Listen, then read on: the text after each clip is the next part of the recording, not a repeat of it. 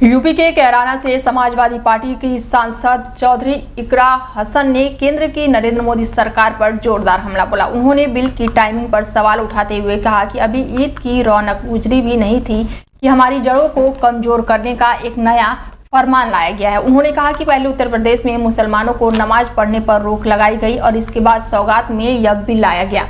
उन्होंने कहा कि सरकार की कोशिश है कि कोई भी सिर उठाकर ना चल सके। इसके साथ ही इकरा ने एक वाकया का जिक्र करते हुए कहा कि मुस्लिम महिलाएं वक्फ संशोधन बिल से डरी हुई हैं। सपा सांसद ने कहा है कि ईद के मौके पर एक विधवा महिला अपनी लड़की के साथ मेरे पास आई। उसने बताया कि मैं एक वक्फ की पार्टी में रहती हूँ, वहीं छत का काम भी करती है और इसी रोजी रोटी भी, ये मेरी रोजी रोटी भी है। और इस बिल को लेकर इतनी फिक्रमंद थी कि वो उसकी संपत्ति छीन ली जाएगी। इसके साथ ही सांसद ने कहा है कि अकेली एक ऐसी महिला नहीं है, ऐसे लाखों लोग हैं, ऐसे गरीब लोग, महिलाएं जो वक्फ की संपत्ति से अपना रोजगार चला रहे हैं। ये बिल लागू होने से लाखों लोग अपने जायदाद पर अपने स्टेट खो देंगे। इस तरीके के लिए सड़कों पर लोग उतर रहे हैं। इसके साथ ही उन्होंने सरकार पर जमकर हमला बोला है। मैं सबसे पहले दाद देना चाहती हूँ इस बिल के टाइमिंग की कि अभी ईद की रौनक बुझी भी नहीं थी और हमारी जड़ों पर एक नया फरमान लाया गया।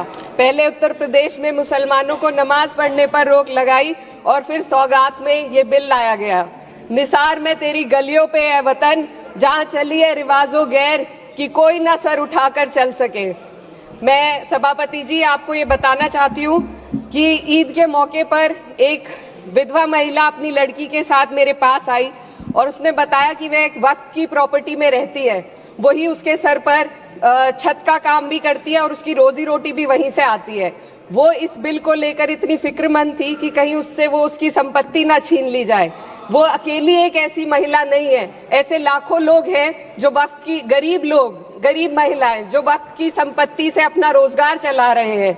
और ये जो वक्फ बाय यूजर क्लॉज के हटाने से लाखों वक्फ की जायदाद अपना स्टेटस खो देंगी और लाखों लोग, इसी तरीके के लोग सड़कों पर आ जाएंगे।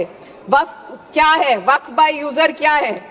इसका ये मतलब है कि कोई जायदाद अगर सालों से दीन और भलाई के कामों के लिए इस्तेमाल हो रही हो तो वो खुद ब खुद वक्फ मानी जाएगी। हिंदुस्तान की अदालतों ने भी इस बात को तस्लीम किया है। वक्फ बाय यूजर सिर्फ वक्फ बोर्ड को ही मिली कोई खास सौगात नहीं है, ये बल्कि सभी अन्य धार्मिक ट्रस्टों को परंपरा और यूज के आधार पर बिना किसी डॉक्यूमेंटेशन के धार्मिक चरित्र को डिक्लेयर करने का राइट मिला हुआ है।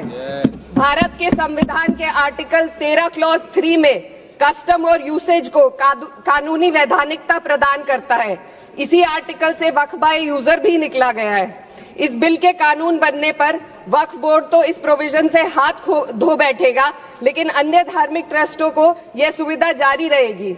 इससे भारतीय संविधान के आर्टिकल 14 और 15 का सीधा उल्लंघन है, जो धर्म और जाति के आधार पर भेदभाव और कानून के सामने सभी की बराबरी पर जोर देता है।